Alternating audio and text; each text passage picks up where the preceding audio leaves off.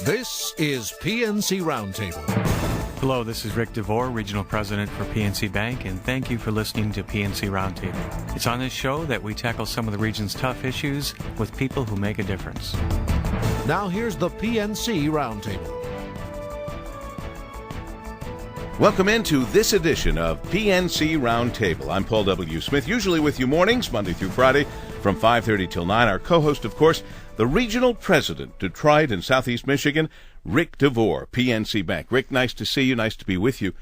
Last time we were together, we were at the beautiful Detroit Athletic Club, and I have to tell you, bringing in Stuart Hoffman, your PNC Bank chief economist, was a grand slam home run.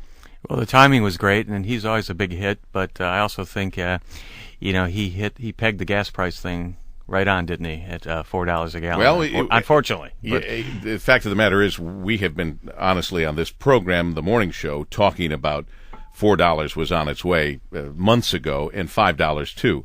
It wasn't a surprise to us. What he said, though, that was important to me was that we would survive, we would cope with, we could handle the $4 a gallon gasoline.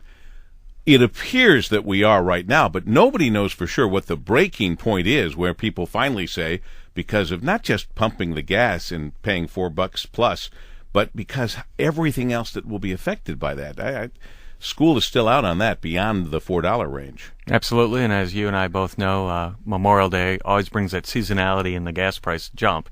I think the issue will be after maybe the 4th of July, will we see some leveling off of that, and that's what we're hoping for. And he was offering at the time kind of his summary of the economy.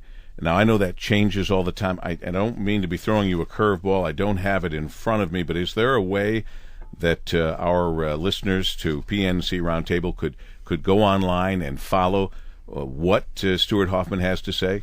Yes, his commentaries are on our link at pnc.com, so you can click on the economic update link and get those on a regular basis. I think they're well worth getting, so head over to pnc.com, and there might even be a link here at wjr.com, but wherever you're listening to us now, it's easy to get to pnc.com and click on the economic reports, and you'll get the information from PNC Bank's chief economist, Mr. Stuart Hoffman. And I'm sure we'll talk with him again throughout the months and year. You are a part of many things in our community. In fact, you haven't seen this note yet. I just wrote you a note, but I haven't mailed it yet. So I'll tell you ahead of time, and I'll save the 44 cents, is it? I'll save the stamp, and that is, I'm very impressed, Ric, how you came here and hit the ground running. And I do mean hit the ground running. I'm at a lot of events. You're at most of them. And you give back to the community already, even though it's coming back home to you and giving back to the community. And you've given your time to among other things, the Michigan business leaders. And frankly, it's from that one of the subcommittees you're on for urban strategies and some of the other work you're doing that brings us to today's guests and to today's topic. In fact, the idea of Detroit's future, attracting and retaining young professionals. Yeah, this is an issue that's really near and dear not only to me but to our firm, and I think the reason why Sean Wilson thought this was a great topic is because it affects us whether we're talking about borrowers, whether we're talking about depositors, but also really attracting employees, and not only attracting but retaining our younger employees. We have an initiative. We need to get our employee base to look more like our customer base. And there's a lot to that. And so we really want to make sure that we retain the young people we have, but also make Detroit a more attractive place for young people to work and live. Extremely important for the future of any city, but especially for the city of Detroit, which has unfortunately, like the state of Michigan, seen so many people leaving for other opportunities, for in some cases, for the only opportunities, sadly, if they had to leave. Which brings us to our guests. Kerry Doman is founder and CEO of After 5 Detroit. You can find her at After 5, the number 5, after5detroit.com. It's a website that highlights events, hotspots, and information targeted at young professionals who wish to fully experience the Detroit lifestyle. She also founded a spin-off business, Connect After 5. Again, connectafter5.com, that develops after-work events and activities for local companies that seek to build morale, engage their employees within the community, and increase retention amongst their staff. I salute you, Kerry Doman, for the work that you are doing. That's excellent to hear and very important. Yes. The companies have certainly showcased that they are committed to attracting and retaining young talent, and the top talent at that. So we've had very positive feedback and support from the Metro Detroit company base.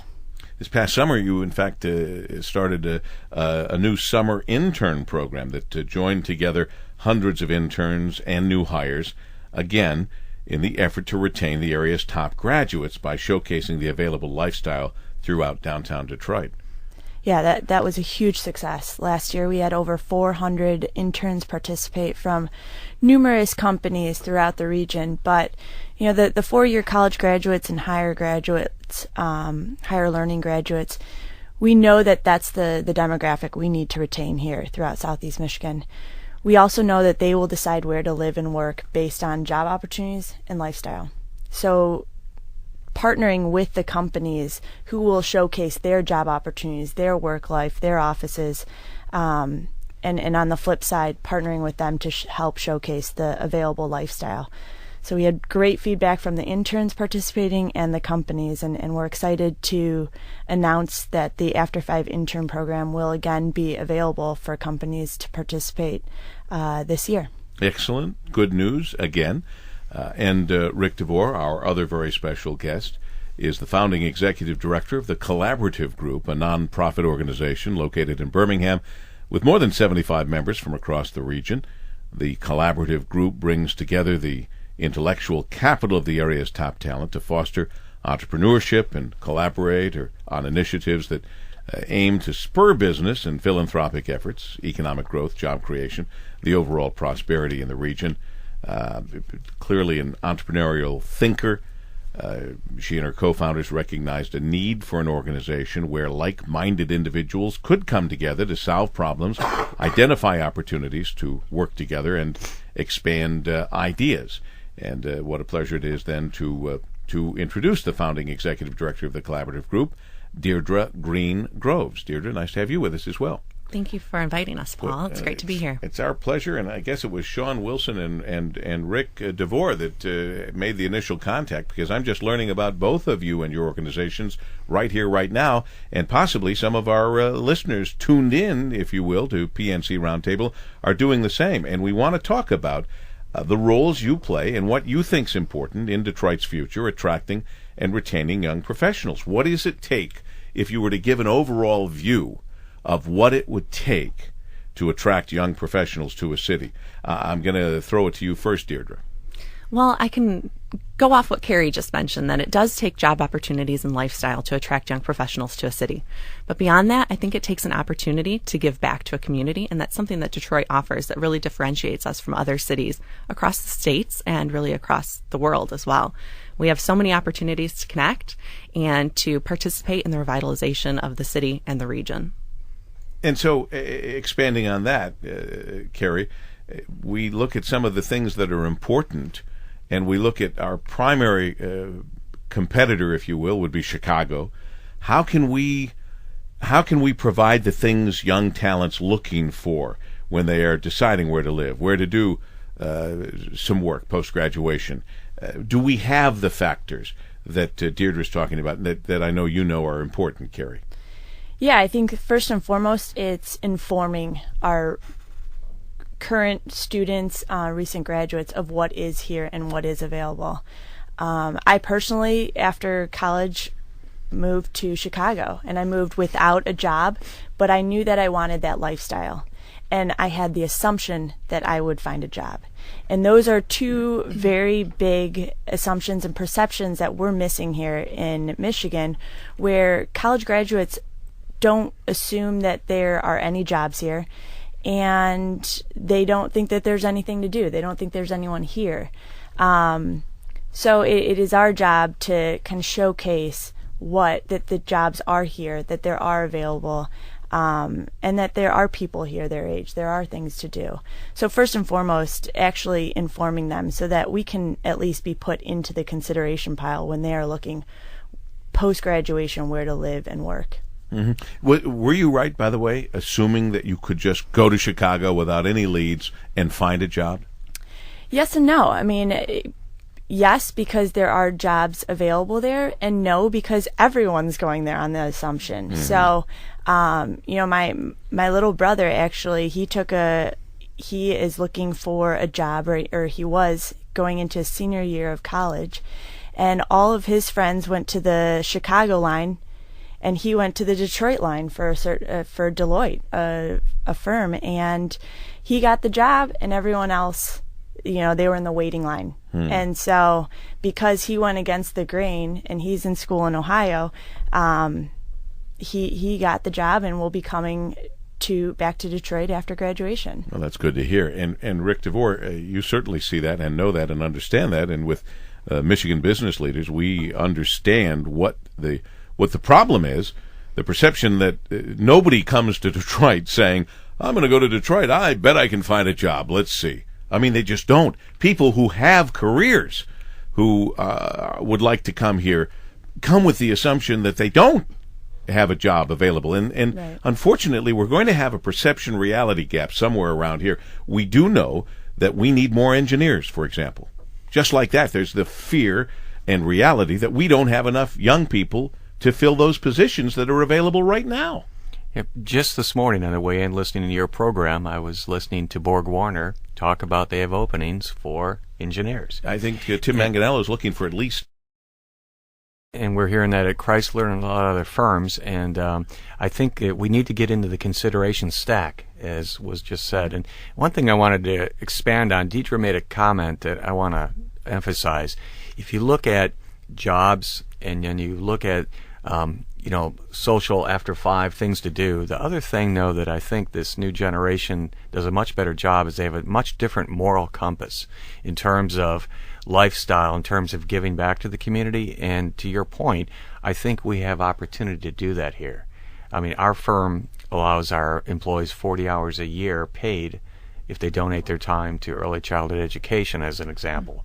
We think that wins us ties in the job derby. In other words, if we can get people to consider Detroit and we're at the same pay grade as our competitor, we think we will win that tie by that moral compass. And I think this generation has a better moral compass, quite frankly, than mine did. They have a moral compass. Yeah. I don't mean to say we were immoral, but you know what I mean. Right. I mean, we were not nearly as tuned in to Absolutely. The various issues that drive many people in everything they do today. So that's a very, very good point. I'm wondering, we know what Kerry Doman is doing with After 5. We talked more specifically. If you could help us understand, Deirdre Greene Groves, a bit more about what the collaborative group is, and in fact what you guys might be doing to attract and retain young professionals in our area. Sure. Well, the Collaborative Group, as you mentioned, it's a nonprofit organization, and we're bringing together entrepreneurs like Kerry and entrepreneurial thinkers from the region, diverse ages, diverse industries, to come together and talk about some of the issues that we're facing and how we can collaborate and do something positive. And we are seeing businesses emerge out of our organization. And actually, as we talk about jobs, one business is hiredmyway.com, and they're connecting job opportunities and individuals across the state, bringing together a lot of engineering firms, marketing firms, the list goes on and on. But beyond that, we're also working on an initiative called Challenge Detroit that is solely aimed at attracting and retaining. Retaining is very key to our initiative, young professionals in the region. Yeah, how do you do that? What do you do to accomplish that? Well, Challenge Detroit, it's a contest is how it starts off. And it's a 3-phase competition that will seek out college graduates, individuals between 21 and 34 years old, and they'll be able to participate, 30 individuals, I should clarify, will be able to participate in a year-long competition in the city of Detroit and the region with jobs, team challenges, living opportunities, mentorship, fellowship. It's a broad contest that will showcase the region's assets and bring these individuals together with organizations, nonprofits, companies to support what's happening here.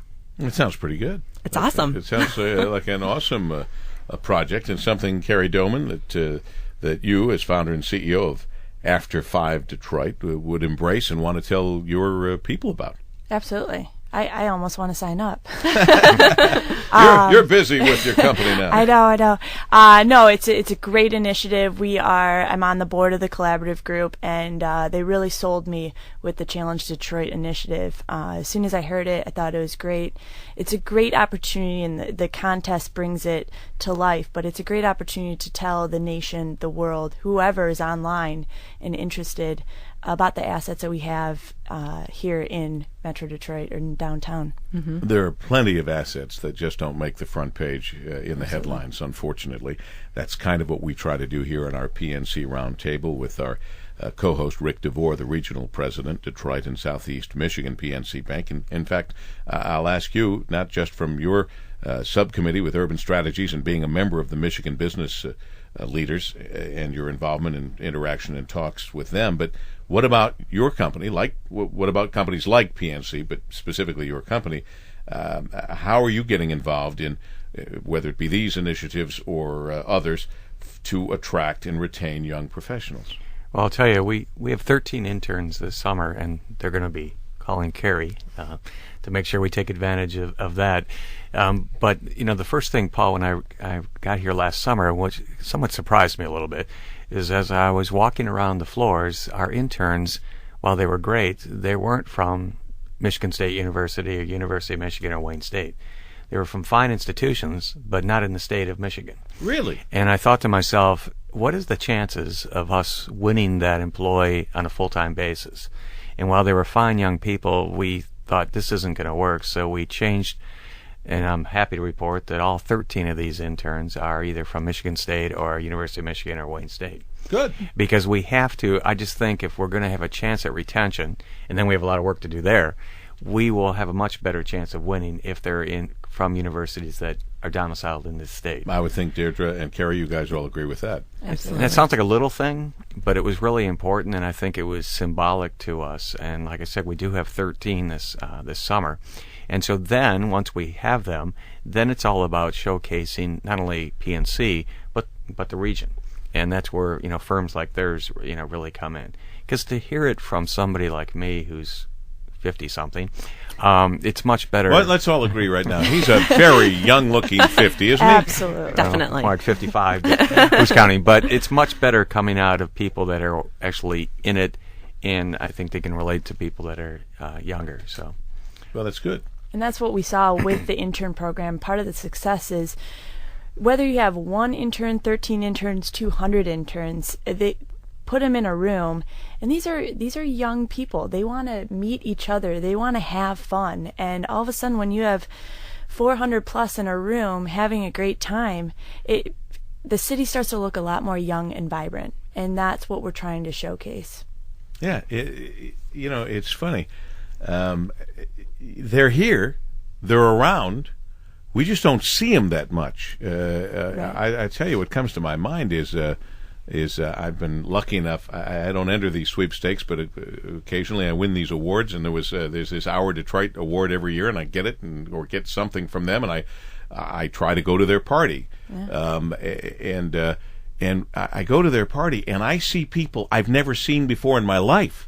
They look like they walk. In fact, I've accused them of hiring models to walk around. It's the highest fashion young people that are there that we do have around here, but we don't bring them together very often, or don't give them cause to be together. And it's a very good point that you make, Kerry, that when they do start to see each other and they do start to get involved in all these activities, they say, hey, this place is pretty cool. Yeah. They may not say cool, but you know what I mean? They do. It's a cool place. It's a cool place. All right. I thought maybe it was just too old to expression. But Deirdre, you see the same thing, right? Definitely. I think that's one of the great things about a program like Challenge Detroit and an organization like the Collaborative Group, that we're bringing all of these bright minds together. We're working on initiatives together. We're talking about how we can spur economic growth together, and we're really showcasing the region's assets. But I think it's fun to have the opportunity with a program like Challenge Detroit that it's not just about the 30 individuals and what they're doing in that year, but it's also about retaining them after the program and really showcasing them to other individuals from across the state and across the country, and using them as role models for what Detroit is all about. And both of you are such good representatives of Michigan and what we want, being resident in Detroit, Kerry, and Deirdre, for goodness sakes, you didn't have to choose between Michigan and Michigan State. You went to both of them. Yes. Deirdre holds a Bachelor's of Construction Management from Michigan State University and a Master's of Urban Planning and Real Estate Development from the University of Michigan. So, yes. You covered your bases. You can still do some continuing education at Wayne State, at Eastern Michigan, at Central Michigan. What am I missing? I shouldn't have started naming them. Did you say Ferris? Ferris, yeah. All right, Link. Did you go to Ferris, Link? No. Oh, he's a Chicago person. Yeah. But he's here now. Here now, and he's here to stay.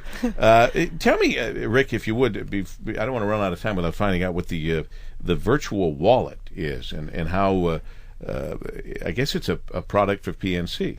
It is, and it's something that we developed. First of all, it's an electronic product, if you will, but what it does, if you think about college students, and we started with college students, the number one issue with the parents is overdraft fees. And what this system does is it basically alerts people that the day before that you need to move money from your savings to your checking, or you're going to be bouncing some checks. But it's really an electronic device really to get more financial literacy in the hands of young professionals, if you will. With that said, you have to have the capability of taking pictures of checks and depositing them. So it's a product that is aimed at young professionals. I want to point out it was not built by bankers, but rather a focus group of college students and high school students. Really? Were the ones that actually helped us design this. So and that I think it makes it somewhat unique. Mm-hmm. And but the virtual wallet is a product that young professionals demand. Not ask for, but they want that kind of flexibility, and we think it's great in terms of financial literacy. And you can use your virtual wallet to pay your virtual bills in a real world. I know I hear this from elected officials, a number of people. I want to know from you guys, Deirdre of the collaborative group, Kerry from After 5, if you believe these regional leaders who say they are, and I'll grant them, they're certainly trying, but are they doing enough to make sure Detroit is attractive to young talent? Well, I'll say this, maybe 2 weeks ago, MEDC, with the strong support from Snyder, had hosted an event called Live Work Detroit, and it invited several different hundreds of college students from several different universities throughout the state to come downtown and take tours. They had a job fair in CompuWare's atrium, networking happy hour afterwards, all in efforts to bring them down and see it firsthand. It is one thing to tell people that there are jobs here, or that I live downtown Detroit. It's another when they see it firsthand and they can see, oh, this is really cool. I'm meeting some cool people. Again, the firsthand experiences are really key for attracting and retaining. So I think that was a phenomenal program. It was the first event that they did for it, and I certainly commend them and hope that they continue to do a program such as that. That's good. A good answer. Deirdre, your thoughts? I think that now more than ever, government officials and those in leadership positions are coming together and talking about why it's so important to attract young professionals. Kerry and I both sit on the Bing Institute's Emerging Leaders Roundtable, which brings together about 40 individuals who are in leadership, entrepreneurial thinkers, leadership positions from the region and in particular the city of Detroit. And this is something that the mayor has started, and I'm really seeing a lot of this happening across the state. And I don't think that this happened 10 years ago. I think that this is something that's new, and it's definitely a focus for them, and I think that they're doing an amazing job at connecting us together to support each other and to bring new folks in. And listening to us. Mayor Bing does come on a quarterly basis. We meet on a monthly basis, and then we come in and present what we are talking about and our ideas to him, and he carves out time to truly listen to what we've come up with. There's no question, and Rick, you'll agree, he understands fully what needs to be done. And I'm very happy to hear that he is very supportive of your groups, your organizations, and that you also don't cost him any money because he doesn't have any money. So he understands that too, and understands how important these these private groups are in terms of making some things happen that need to happen in Detroit. And I would say, Paul, as you know, I came back to this region last summer. And the fundamental difference that I see versus years ago is people are actually doing things, not just talking about it. Right. And I really think that Detroit needs to get what I call at-bats. They need to just get at the plate, and I think I have this saying, I call it remove the myth or mystery, but you can't do that through the web, through 1,000 miles away. The web is great, but you really have to come and kick the tires, if Detroit analogy, and see it firsthand. And I think that's what these kinds of groups are doing. That's our issue. We just want to get an at-bat with employees. And then we think we have a fair chance of winning. Well, it's in the air, and I think that's good. I'm thinking of the SAE World Congress that just was in Detroit, bringing thousands of bright engineers and people involved in the auto industry in various aspects of the suppliers and such. And they actually turned it into, for one section or part of it, a 2-day job fair, right, which is really a big deal. And again, indicates that there are more jobs here than people think. They may be highly specialized. Welcome to the world. But there are some great jobs here that people need to know about, and we need to retain them, keep them happy to live here. Because you step back and look at with the Great Lakes here, all the great shoreline, golf courses. There's so many wonderful things to do. It's a great place to live, a great place to work, a great place to raise a family. Right. And the cost of living here is compelling. If you're talking about household formation, if people are thinking of starting a family, compared to downtown Chicago, downtown New York, this is a very reasonable, financial proposition in terms of one's lifestyle. Well, it's on sale right now. That's especially for sure. Right now. And for those of us who own houses already, that's not so great if we want to sell ours. But the reality is, for those who are coming in, it's an excellent opportunity to come in and get more house than you thought you could get, and live in a nice place and be close to work. We don't have 3-hour commutes like they do in a lot of cities, 2-hour commutes. I wouldn't be able to live with that, and a lot of people don't want to, and they don't have to if they live around here, either in the city, which is becoming more and more attractive and easier to do, or in some of the beautiful, beautiful suburbs we have that unfortunately are still suffering the effects of not only our own Detroit and Michigan woes, but now the woes of the United States, heck, the woes of the world financially. But all of that will change. All of that will turn around, and you can put yourself in a pretty good position being right here, I think, right here in Detroit. That's what my gamble and bet was coming back here some 16, 17 years ago. I want our young professionals and professionals of all ages to get involved with Connect After 5 and or the collaborative group and the Challenge Detroit that you have underway. Can you tell us, Kerry Doman, again, as founder and CEO of After 5 Detroit, how people can get in touch with you and what people should get in touch with you? Yes, please visit after5detroit.com. And again, it's the number 5. The number 5.